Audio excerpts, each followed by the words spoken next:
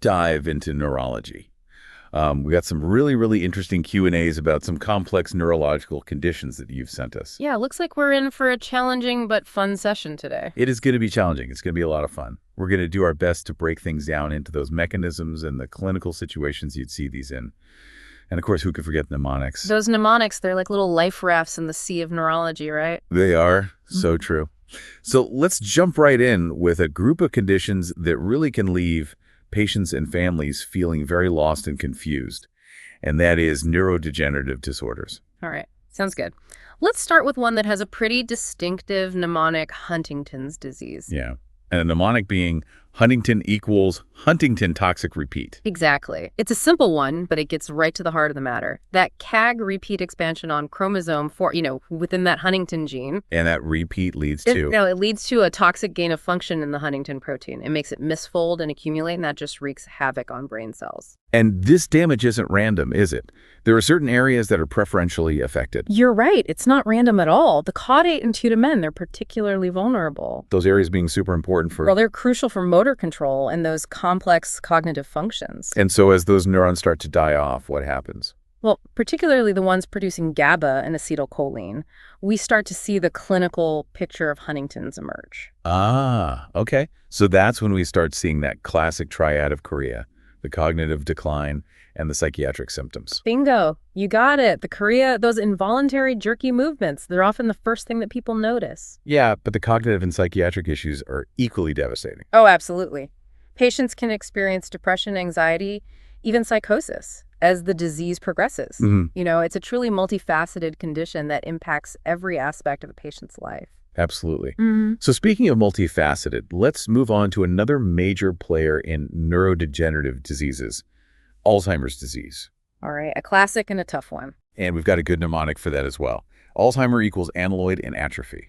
Another good one. It reminds us of those pathological hallmarks we see, the beta amyloid plaques and those neurofibrillary tangles. So for those who might not be as familiar, can you just quickly break down what those plaques and tangles actually are? Sure. So those amyloid plaques, they're like sticky clumps of this protein that build up between neurons. And then those tangles, they're these twisted fibers of tau protein that you find inside the neurons. Now, one thing I've always found interesting about Alzheimer's is how it seems to target memory so specifically.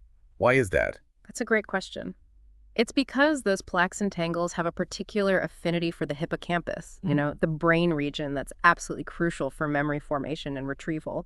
So as the hippocampus deteriorates, well, then patients start experiencing those classic memory deficits, forgetting recent events, getting lost in familiar places, struggling to remember names. It's really heartbreaking. It really is. It's like a thief stealing away memories piece by piece. That's a good way to put it. Yeah. And sadly, the damage often extends beyond the hippocampus, leading to more widespread cognitive decline as time goes on. Now, before we move on from dementia, let's just quickly touch on a couple other types, frontotemporal dementia and vascular dementia. Good idea. These are often misdiagnosed, so it's important to be able to distinguish them. Absolutely. Yeah. So let's start with frontotemporal dementia. Okay. So remember, FTD equals frontal and temporal decline. As the name suggests, it primarily affects those frontal and temporal lobes, leading to some pretty distinct clinical features. So unlike Alzheimer's, where memory loss is often the dominant symptom in frontotemporal dementia, we see more of those personality and behavioral changes, right? Exactly. Think disinhibition, apathy, loss of empathy, and difficulties with language. And often this presents in younger patients, which can make it even more challenging for families to cope with. You're absolutely right. It's a really heartbreaking condition. And for vascular dementia, we have vascular dementia equals vessel damage to brain. Pretty self-explanatory, right? Yeah, that one's pretty straightforward. Yeah. So essentially, think of it as a series of small strokes or chronic ischemia depriving brain tissue of that vital oxygen. And that leads to? Well, it leads to a stepwise decline in cognitive function, often with focal neurological deficits depending on the area affected. So unlike Alzheimer's, where the decline is more gradual, vascular dementia can have a more sudden onset or even a fluctuating course. Precisely. And the key takeaway here is that managing those vascular risk factors like hypertension and diabetes can really significantly impact the course of the disease. That's such an important point. Yeah. Okay, one last dementia to touch on before we shift gears, HIV-associated dementia. All right, this one really highlights the direct impact HIV can have on the central nervous system. So how does that work?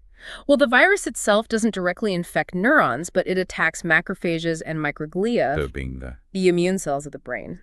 And this triggers this cascade of inflammation and damage, leading to white matter and subcortical gray matter atrophy. So even with antiretroviral therapy, which has revolutionized HIV treatment, the virus can still have those long-term consequences on the brain. Unfortunately, yes. That's why early diagnosis and treatment of HIV are so crucial to minimize the risk of neurological complications. Really important point. All right, we've covered quite a bit of ground on neurodegenerative disorders. Now let's move on to a different set of challenges: hydrocephalus and demyelinating disorders. Sounds good. Let's do it. We'll start with a condition that often presents with a real sense of urgency: idiopathic intracranial hypertension. Oh, yes, IIH. The mnemonic for this one is IIH equals increased intracranial pressure. Sums it up pretty well. It really does. So essentially what we're talking about here is Increased pressure inside the skull without any clear-cut cause. We often see it in young obese women, and it can be associated with certain medications or medical conditions. and the symptoms can be pretty alarming, can't they? Oh, they can. The classic presentation is headaches, particularly those that worsen in the morning or when lying down, along with vision changes. You see that increased pressure can affect the optic nerves, leading to papilledema, Which is swelling of the optic disc. So we're not just talking about a headache here. This is a potential neurological emergency. Absolutely. Early diagnosis and treatment are key to preventing permanent vision loss.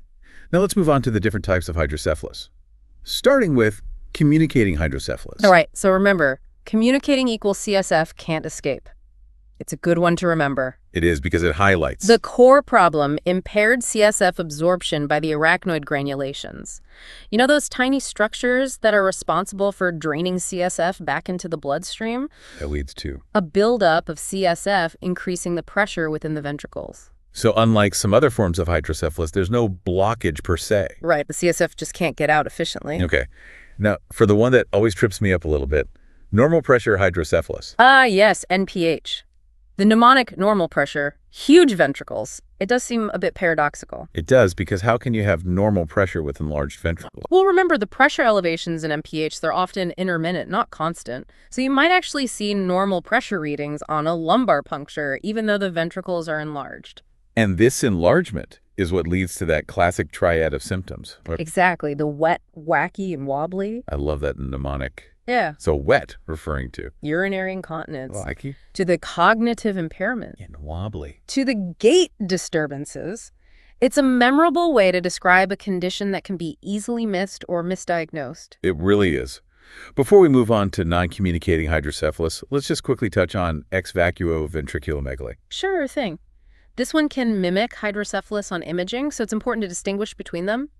Ex vacuo equals empty brain space is a good way to remember it. So in this case, those ventricles look large because There's been atrophy of the surrounding brain tissue. So it's like a shrinking brain creating that illusion of bigger ventricle. that makes sense. And recognizing this distinction is crucial because the treatment for ex vacuo ventriculomegaly focuses on addressing the underlying cause of brain atrophy, not on draining CSF. got it. Okay. Let's tackle non-communicating hydrocephalus, where we actually do have a blockage within the ventricular system. All right, so remember, non-communicating equals no CSF flow. Straightforward. It is. So essentially, Think it's like a clogged pipe. The CSF can't flow freely, leading to a buildup of pressure behind that obstruction. and common causes for this type of blockage include things like Aqueductal stenosis, where that narrow passage between the third and fourth ventricles is narrowed or blocked. And of course, tumors compressing the ventricular system. and the clinical presentation depends on. The location and severity of the blockage. But it can range from headaches and vomiting to those more serious neurological deficits. Prompt intervention is often needed to relieve that pressure and prevent permanent damage. All right, we've navigated the intricate world of hydrocephalus. Now let's shift gears to another challenging category: demyelinating disorders. These conditions are often characterized by their relapsing remitting nature and that wide range of neurological symptoms they can produce. And it all comes back to damage to that crucial myelin sheath. The fatty covering that insulates nerve fibers and allows for that rapid signal transmission, like the insulation on an electrical wire.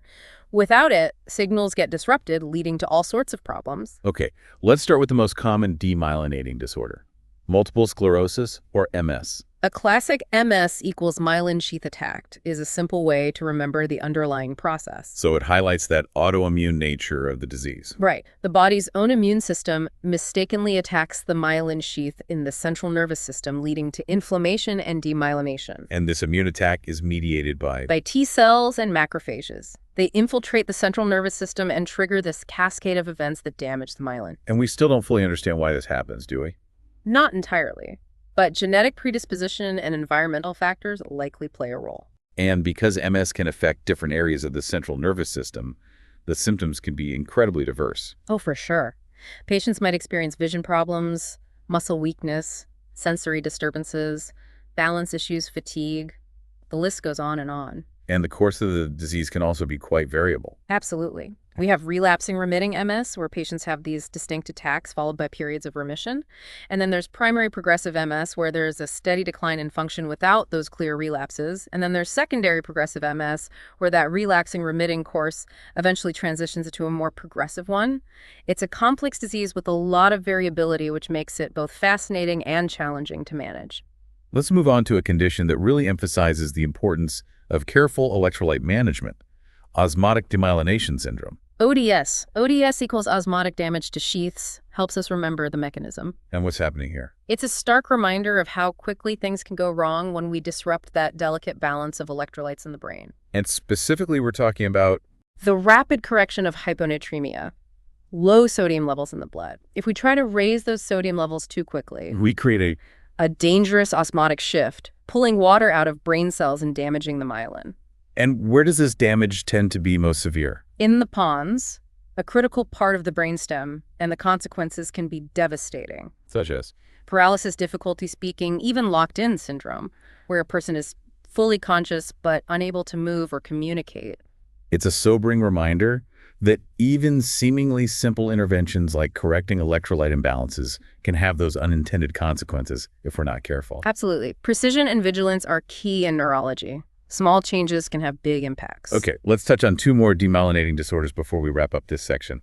Guillain-Barré syndrome and Charcot-Marie-Tooth disease. Two very different conditions, but both highlighting the vulnerability of that myelin sheath. So starting with Guillain-Barré. Okay, remember GBS equals Guillain-Barré strips myelin. It's an acute immune-mediated attack on the peripheral nervous system, often triggered by a recent infection. So unlike MS, which affects the central nervous system, GBS targets those nerves outside the brain and spinal cord. and it usually presents with ascending weakness. Right. Patients often describe tingling or weakness starting in the feet and legs, gradually moving upwards. In severe cases, it can affect the respiratory muscles, requiring mechanical ventilation. And thankfully, most patients do recover with treatment. Yes, most do. Intravenous immunoglobulin or plasmapheresis are often used to modulate the immune response and speed up recovery. Now, in contrast to GBS, which is often acute and reversible, Charcot-Marie-Tooth disease is a chronic inherited disorder. CMT equals chronic myelin trouble is a good one to remember. It highlights the long-term nature of the disease and the underlying problem, defective myelin production in the peripheral nervous system. So it's not an immune attack like in GBS, but a problem with the myelin itself. You got it. And this leads to a slowly progressive neuropathy, often starting in the feet and lower legs. So what kind of symptoms do patients typically experience? Muscle weakness, atrophy, sensory loss, often leading to foot deformities and difficulty walking. And unfortunately, there's no cure for CMT, is there? Not at this time. But management focuses on supportive care, physical therapy, and orthotic devices to help maintain mobility and quality of life. All right, one last demyelinating disorder to cover before we move on. Progressive multifocal leukoencephalopathy, or PML. A serious and often devastating condition caused by reactivation of the JC virus in immunocompromised individuals. And the mnemonic for this one? PML equals progressive myelin loss, tells us exactly what's happening. So it's a viral infection that directly targets Oligodendrocytes, the myelin-producing cells in the central nervous system. And this leads to widespread demyelination, causing a progressive decline in neurological function. It can affect multiple areas of the brain, leading to a wide range of symptoms. Weakness, cognitive impairment, vision problems, even seizures. And unfortunately, PML often has a poor prognosis, especially in patients with advanced HIV or other immunosuppressive conditions. So treatment options are limited. They are. The focus is often on supportive care and managing symptoms. Well, we've covered a lot of ground on demyelinating disorders. From the common to the rare, the acute to the chronic, It's amazing how diverse these conditions are. It is, and yet they all share that common thread of myelin damage, each one highlighting how crucial myelin is for ensuring smooth and efficient communication within the nervous system. All right, we've got one more category to explore in this neurological whirlwind. Other notable neurological conditions. Ready to dive in? Absolutely. Let's keep going. Let's jump into Sturge-Weber syndrome. It's a fascinating condition that really highlights the interplay between genetics and development. Yeah, and it has that striking clinical presentation, too. Oh, absolutely. Yeah. You can't miss that port wine stain. So remember, Sturge-Weber equals stained seizures and angiomas. Great mnemonic. Yeah. So tell us more about the underlying mechanism here. Well, it all goes back to a mutation in the GNAQ gene. And that mutation affects the development of neural crest cells. These cells that migrate during embryonic development and give rise to a variety of tissues, including those in the skin, the brain, and blood vessels. So a single mutation can have widespread effects. Exactly. And in Sturge-Weber syndrome, we see that classic triad, the port wine stain, which is that reddish-purple birthmark caused by an overgrowth of blood vessels in the skin. Then there's the leptomeningeal angioma, a similar overgrowth, but this time in the lining of the brain. And then there's the seizures, which are often due to abnormal brain activity in the area affected by that angioma. So it's not just a skin-deep condition. It's a complex neurological disorder. Precisely. And the clinical presentation can vary widely depending on the extent and location of those angiomas. Some patients might only have the skin involvement, while others experience severe neurological complications. Okay, let's move on to another condition that can present with a wide range of symptoms, pituitary adenoma. All right, so these are benign tumors that arise from the pituitary gland, the master regulator of our hormones. And they can cause problems in a couple of ways, right? Yes, exactly. In two main ways, hormone overproduction and mass effect. So remember, pituitary adenoma equals pituitary growth and secretion. Okay, let's break that down. So what do we mean by mass effect in this context? Well, imagine the pituitary gland as this small pea nestled at the base of the brain, surrounded by all these important structures, like the optic nerves and blood vessels. Now, as an adenoma grows, it can compress those surrounding structures. And that compression leads to a whole range of symptoms. Headaches, visual disturbances, even hormonal deficiencies if the tumor disrupts normal pituitary function. It's like a growing space-occupying lesion putting pressure on its neighbors. So the tumor's location and size really dictate the clinical picture. Exactly. And then there's the issue of hormone overproduction. The most common type of pituitary adenoma secretes prolactin, leading to hyperprolactinemia, which can manifest as the lacturia, menstrual irregularities, decreased libido. It's actually quite common for patients to present with these seemingly unrelated symptoms, and then we discover it's all due to a prolactinoma, a prolactin-secreting pituitary adenoma. It's a classic presentation, and it reminds us to always consider pituitary disorders when patients present with endocrine or neurological symptoms. Absolutely. Now, let's shift gears to a condition that's particularly heartbreaking, spinal muscular atrophy, or SMA. A tough one. This genetic disorder often presents in infancy, leading to profound muscle weakness. It's a devastating diagnosis. The mnemonic SMA equals spinal motor atrophy tells us right where the problem lies, those motor neurons in the spinal cord that control muscle movement. And it all stems from a mutation in the SMN1 gene, a gene that's crucial for the survival of those motor neurons. So when that gene is mutated, motor neurons start to die off, leading to progressive muscle weakness and atrophy. And the severity of SMA varies depending on the type, right? Yes. There are different types, ranging from type 1, the most severe form that often presents in infancy with profound weakness and difficulty breathing, to type 4, a milder form that might not manifest until adulthood. And thankfully, there have been some significant advances in SMA treatment in recent years. Oh, absolutely. Gene therapy and other disease-modifying therapies are now available, offering hope for families facing this challenging diagnosis. That's incredible. It's really amazing to see how rapidly the field of neurogenetics is advancing. It is, and these advances really underscore the importance of early diagnosis and intervention. The sooner we can identify and treat these conditions, the better the outcomes for our patients. Couldn't agree more. All right, let's wrap up this section with another devastating neurological condition, amyotrophic lateral sclerosis, or ALS. ALS, a tough one. The mnemonic ALS equals all levels of motor neurons lost paints a pretty bleak picture. It does.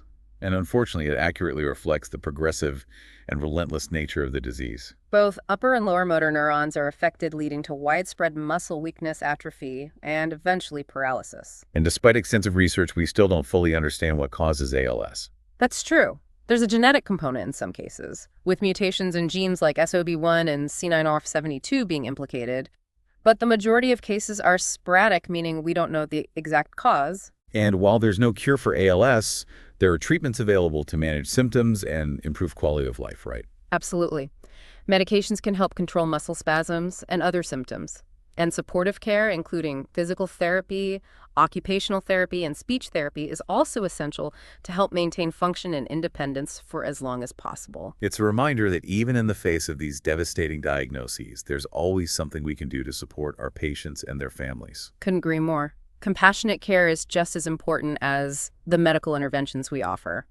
Okay, we've covered a lot of ground in this deep dive, from neurodegenerative disorders to hydrocephalus demyelinating diseases and those unique conditions that defy easy categorization. It's been quite a journey through the complexities of the nervous system, but I think it highlights the importance of lifelong learning in medicine. There's always something new to discover, and every patient encounter offers a chance to expand our knowledge and understanding. I completely agree.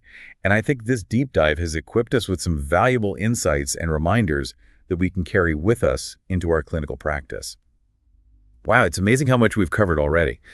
From the intricacies of neurodegenerative disorders to the challenges of hydrocephalus and the diverse world of demyelinating diseases. It really is. And each condition presents its own unique puzzle, doesn't it? It does. It really does. Yeah. Reminding us of the complexity and fragility of the nervous system. And really highlighting how crucial it is to have a good grasp of those key clinical pearls, the ones that help us differentiate between conditions. Absolutely.